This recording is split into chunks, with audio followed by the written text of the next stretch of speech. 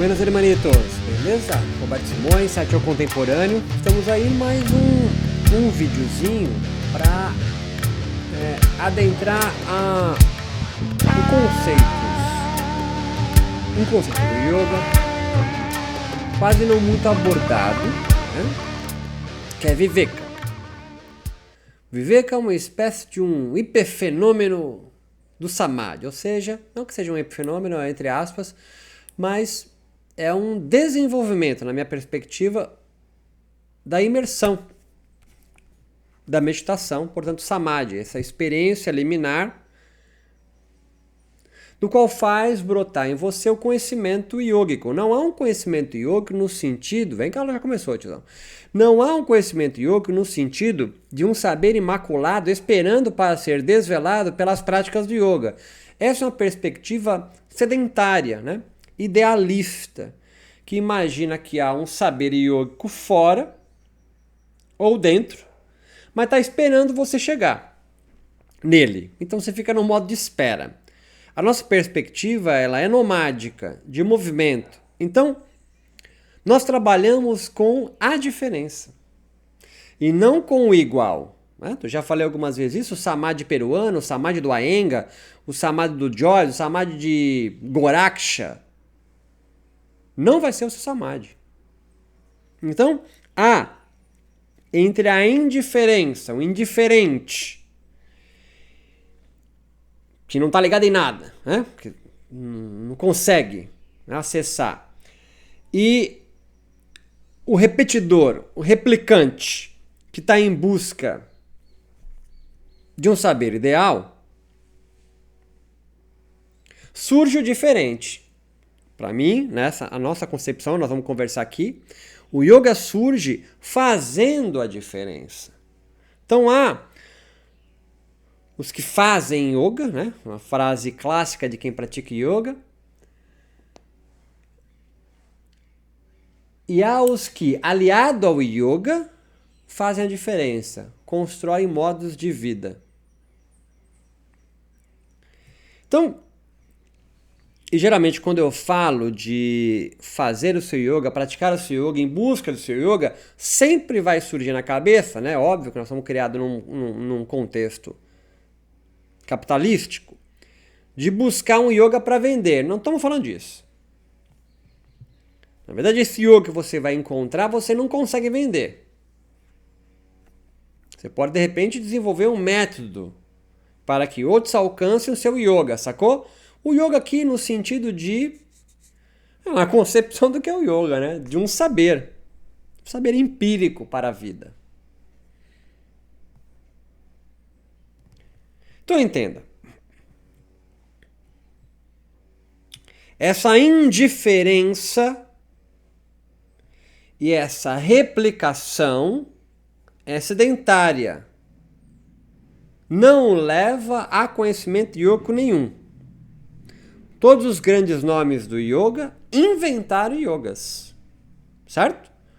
Patanjali com seu Darshana Yoga, Goraksha com a tradição dos natas, o próprio Krishnamacharya, que vai criar duas gigantescas linhas de fuga, né? Iyengar e Joyce, a partir do que ele inventou, são yogas diferentes.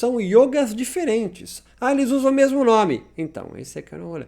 Eles podem utilizar o mesmo conceito, Samadhi, Viveka, Moksha, Kaivalya, Klesha. Mas eles não estão falando da mesma coisa.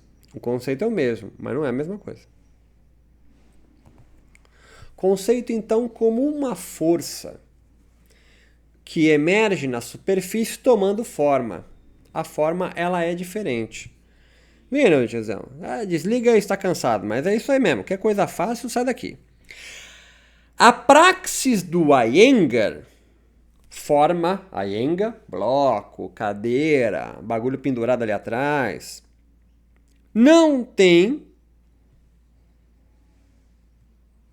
nenhuma correlação, provavelmente, com a força que a Iyengar entra em contato, o homem Iyengar, a partir de como o yoga o atravessa. É tão diferente a força yógica que atravessa Iyengar, ou Joyce, ou Goraksha, ou Patanjali, que ele é obrigado, vem comigo, a inventar uma forma nova, porque aquela no qual ele praticava ou foi educado não deu conta. Então ele é obrigado, ele é impelido a diferenciar-se.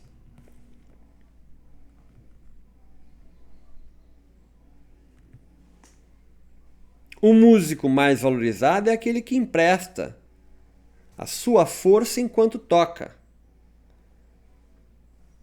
criando uma composição. E ele usa as mesmas formas, as notas musicais, tá ligado? Escala, pentatônica. Mas ele diferencia-se, porque se todo o blues fosse a mesma coisa, você poderia ouvir um só, não precisa ouvir tantos. Estou me fazendo entender, né? Há uma força abstrata,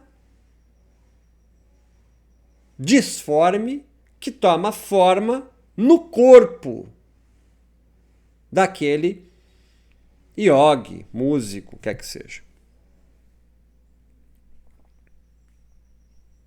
Ao invés de executar, então, um asana orientado por um instrutor que o corrige,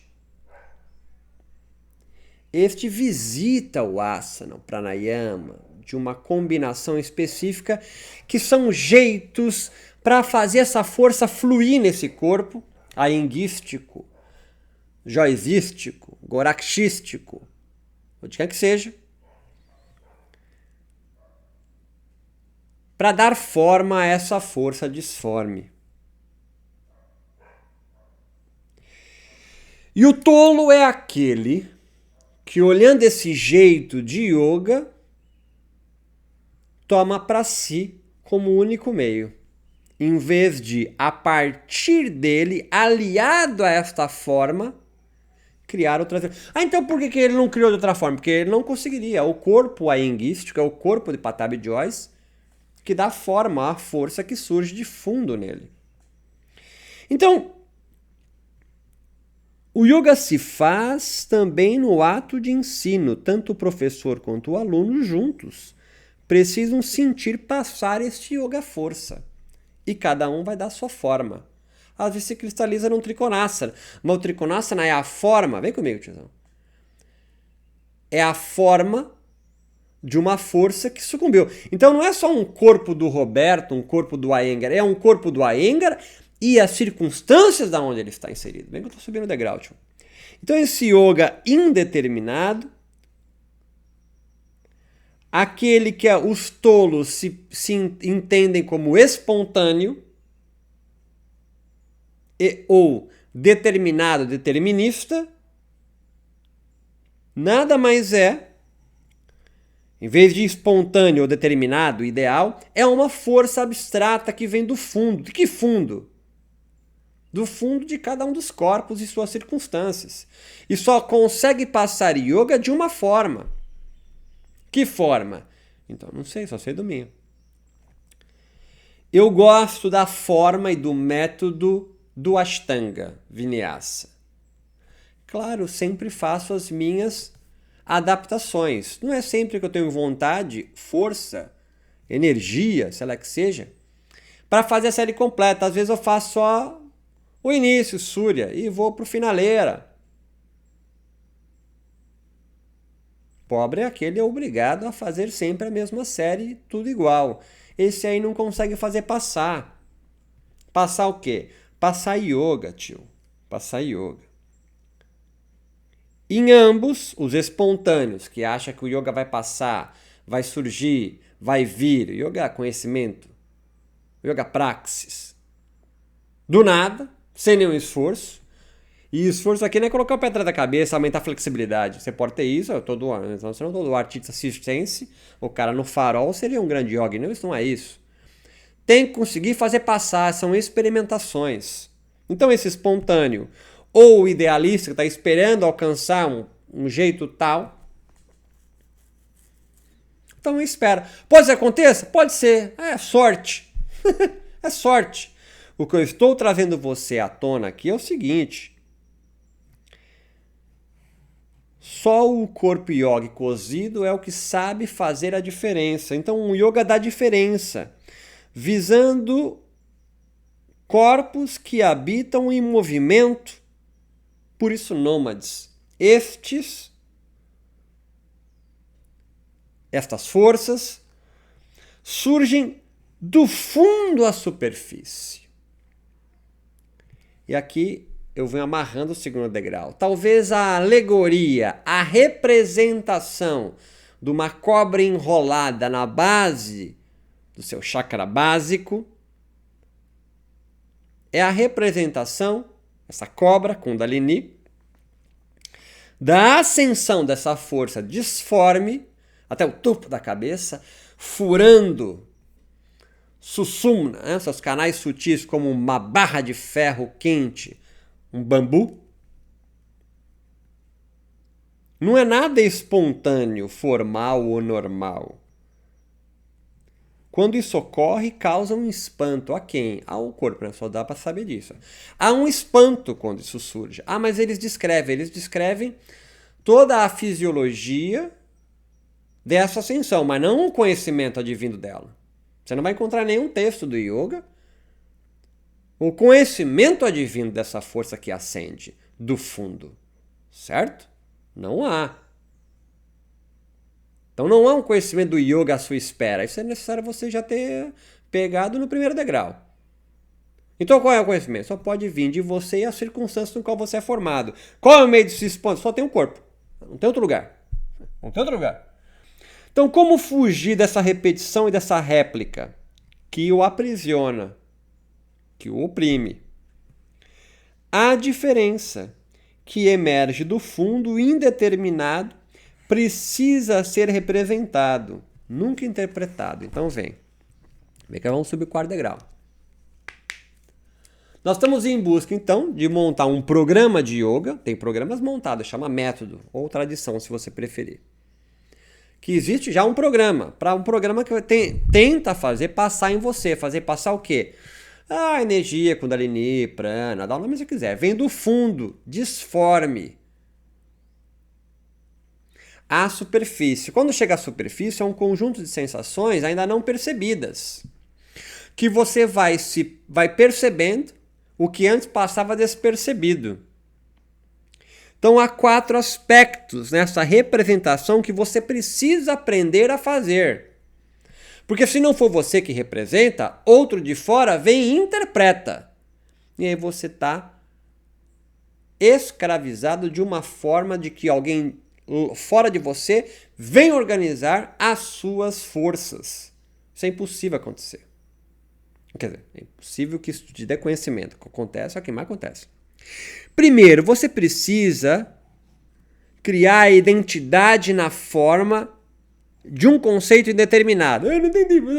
Simples isso. Quando eu pergunto pra você, vem que agora você vai entender essa porra. E ninguém vai explicar essa merda pra você. Quando eu pergunto pra você, como é que foi tua aula de yoga, né? Você é professor de yoga, você é aluno de yoga. Eu pergunto, como é que foi, depois de 1 hora de prática, como é que foi tua prática? Acabou, vem voltando devagarzinho, mexendo os pezinhos, mantra om, papapá, sentou, tá enrolando o tapetinho, você pergunta, uma pergunta cabal. Como é que foi a prática? Olha só, você vai entender, faz uma anotação, 20 alunos na classe. Você vai compreender a pobreza que os teus alunos provavelmente, mas não sei se a pessoa esclarecida está aqui comigo ou a pessoa esclarecida. A pobreza que a pessoa tem de tentar, vem comigo, é o primeiro aspecto, né? Você lembra que nós estamos no rolê aqui? Não se perde. É tentar dar forma ao disforme que ascende. Que você vai construir o conhecimento, tio, caralho. Não é espontâneo. Não está pronto, não é idealizado. O conhecimento vai surgir. Vai ser construído por você. Primeiro você precisa identificar na forma, cristalizar um conceito ainda indeterminado. Porque você pergunta pro seu aluno como é que foi a aula, ele vai falar assim, foi legal, foi massa, tô me sentindo super bem. Alguns mais honestos dirão, não tenho nem palavras. E alguns professores, vem comigo, se orgulham da idiotice dos alunos. Porque eles valorizam o que ele não consegue interpretar. Ele não consegue, desculpe, representar do seu próprio corpo. Então é alguém que faz um desenho e você pergunta o que é. Não tem a menor ideia. Saiu espontâneo. Ah, legal, pá, mas... transformando a sua vida numa obra de arte, os seus desenhos, né? Eu tô tentando... as suas músicas, as suas composições têm um sentido. Você pega um LP do Jorge Ben. Tábua de Esmeraldas, acho que é isso. Você desprevenido não entende nada, mas há um conceito naquela obra. Há uma obra. A sua vida como uma obra tem que ter um rolê. Então, primeira é você tentar identificar na forma, cristalizar conceitos indeterminados. Claro, surgiu do nada, o aluno não consegue nem falar o que aconteceu. Não, foi gostoso, estou me sentindo super bem, um grande bem-estar, entrei em contato com Deus, sei lá. Num segundo passo, é necessário, isso se você tiver um pouquinho de vontade, acontece sozinho, a analogia na relação entre conceitos determináveis. Então você, praticando yoga, uma boa prática, é invadido por forças disformes que no primeiro momento você não consegue identificar, então você não identifica, tá? A identidade na forma de conceitos indeterminados, você não sabe identificar, é gostosinho, é legal, é bacana, porque é uma enxurrada de sensações ainda não nomeadas. Num segundo passo, eu forçando a barra, falo, não, escreve aí um diário meditativo, se esforça, faz desenho, canta, dança, tenta materializar isso. É importante esse exercício. Você vai conseguir fazer analogia na relação entre conceitos que você conhece. Claro, você não conseguiu ainda. Né? Então você vai fazer analogia do que você... parece com aquilo, é legal com aquilo. Já parece quando eu fiz tal coisa. Parece como tal coisa. Você faz uma analogia de conceitos já determinados por você ou por fora. Vem que é um processo lento e gradual. Você não vai fazer isso numa aula. Você tem que expor o seu corpo ao fogo do yoga ao longo de práticas, talvez de anos, de meses, depende do seu esforço, tapas, para que você comece a identificar isso. No terceiro passo, depois da analogia, haverá a oposição na relação das determinações no interior desse conceito. Eu estou viajando no conceito. Conceito é um nome, tio. Conceito é um nome. Eu estou te forçando a barra a você tentar tornar empírico, cristalizar uma enxurrada de sensações, de forças que vem do seu fundo, aliado na prática, no método, nessa tecnologia de baixa tecnologia do yoga, materializar isso. Para você sair do gostosinho, é legal, bacana, bem-estar, saúde, autoconhecimento. Não é autoconhecimento? Então, se é autoconhecimento, então você autoconheça, né? Ficar só jogando essas coisinhas que não tem nada a ver, não vai para lugar nenhum. A identidade na forma de um conceito indeterminado que vem da força. É o puro Viveka. Nós estamos aqui num esforço de Viveka, tio, não se perde. Viveka é literalmente discernimento. É a sacação que dá após o mergulho na liminaridade do Samadhi. O Samadhi está entre o sagrado, você não consegue chegar no sagrado. Você toca o sagrado no Samadhi. Ou qualquer nome você queira dar para essa porra. E o cotidiano, numa prática bem de yoga, bem conduzida, você sai do cotidiano, do corriqueiro, que senão é aula de pilates. Adentra num estado liminar, é um estado entre o quê? O que é cotidiano, ordinário, profano, ou sagrado, espiritual, ou sei lá o quê. Sei lá o quê.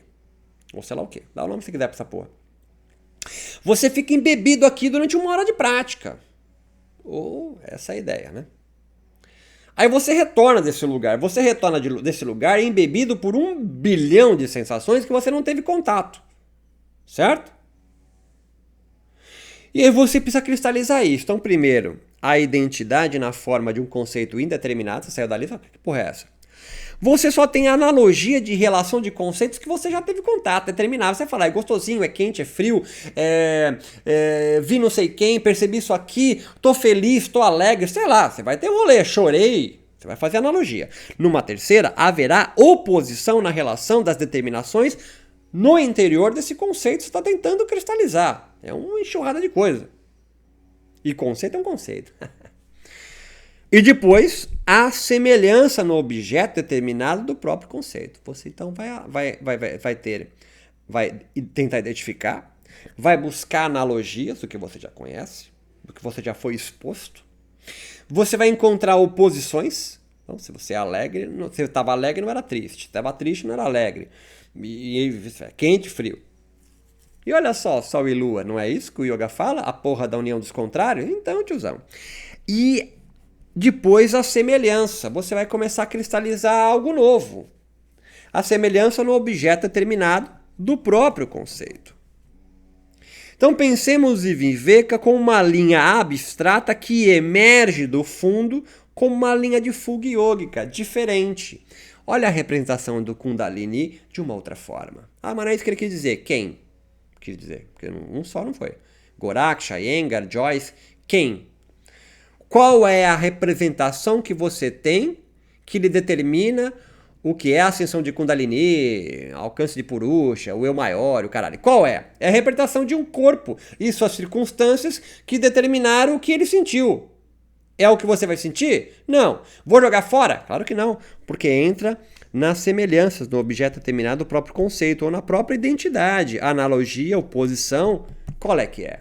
Se você está indo se opondo ao que eu estou falando, e é errado você fazer isso, essa reflexão crítica é o que eu estou fazendo, você vai se opor a um conceito do que já disseram para você ou que você já se embebeu. Provavelmente já disseram para você.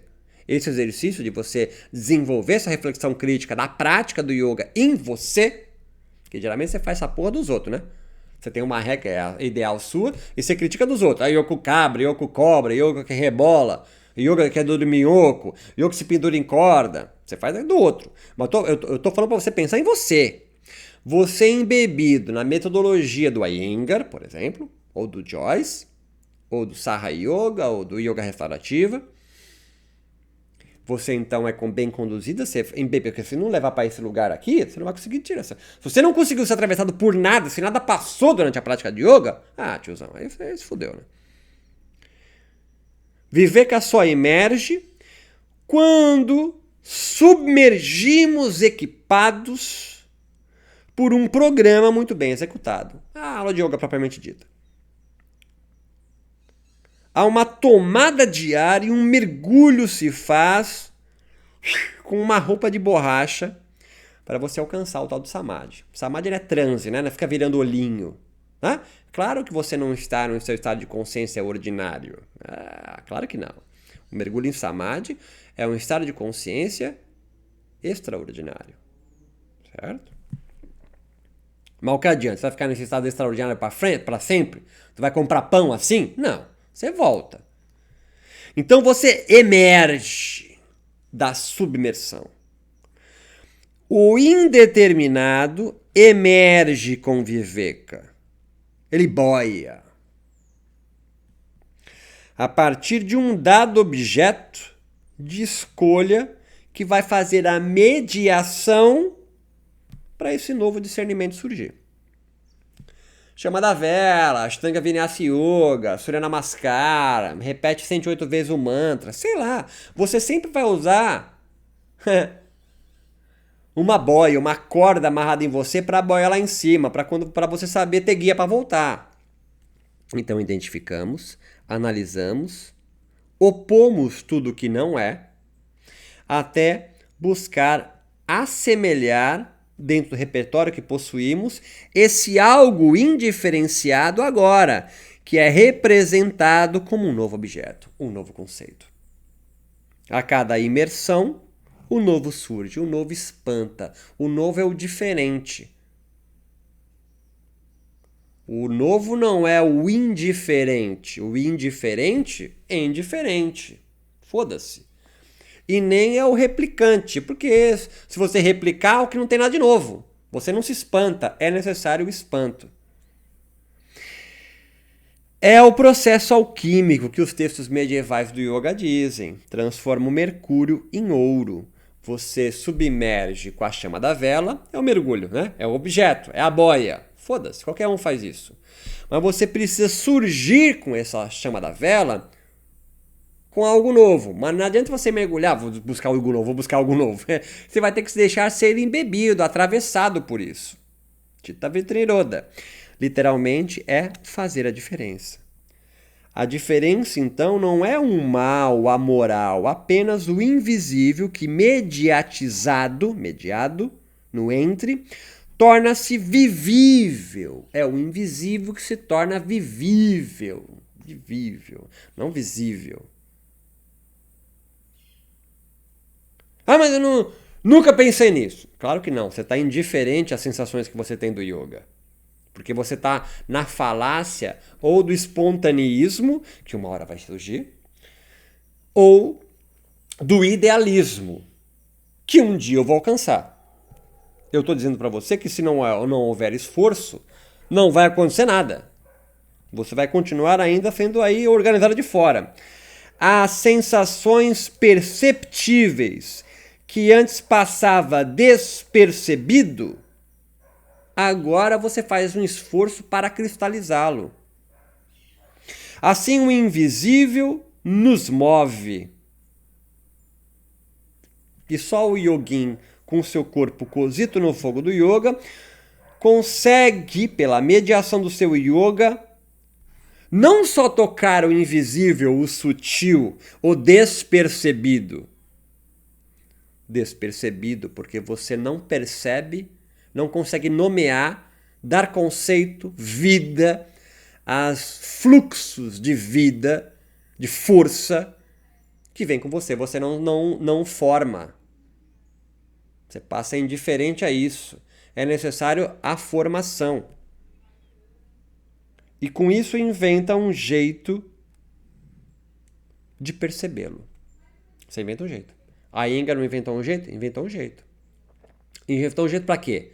Para fazer passar. Fazer passar o quê? É as sensações de fundo.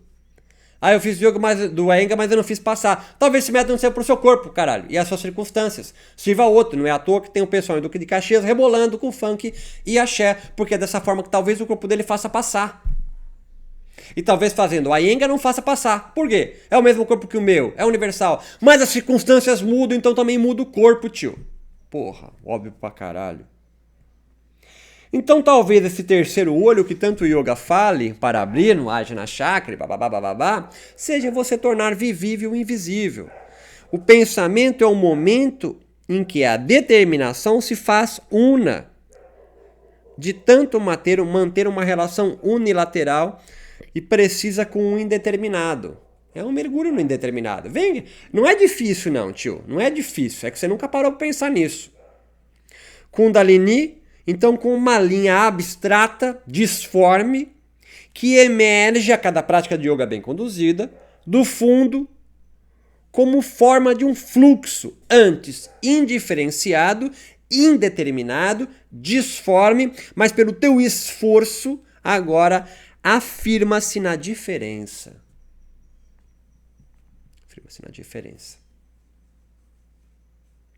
Identidade na forma de um conceito indeterminado, analogia na relação entre os conceitos determináveis, oposição na relação das determinações no interior do seu conceito e a semelhança no objeto determinado do próprio conceito. A Iyengar, que fez todo esse processo... Ah, mas ele nunca falou disso. Então, é eu que estou falando. Criou o Iyengar Yoga. Tem as mesmas posturas, não é? Claro, ele fez oposição, fez analogia e fez a mesma postura. Mas ele criou algo novo, E o Goraksha? Também. Ah, mas o Goraksha não montou um plano de treino. Não, porque ele e as suas circunstâncias no século XIV não precisou fazer isso. Na verdade, ele deixou claro que ele nem queria deixar isso exposto, né? Tinha uma preocupação em manter isso em segredo. Não precisou vender o seu método, tá certo? Porque ele era aí mantido por marajás e o caralho. Tinha outro rolê com a sociedade, tá ligado? Nós estamos numa outra perspectiva. Nós vendemos os métodos. Mas você vende um método. Você não vende o conhecimento do yoga.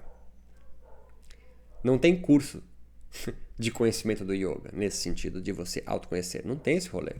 No máximo eu faço você conseguir fazer passar os fluxos de força em você. Quer chamar de prana, chama, chamado em contato com purusha, chama.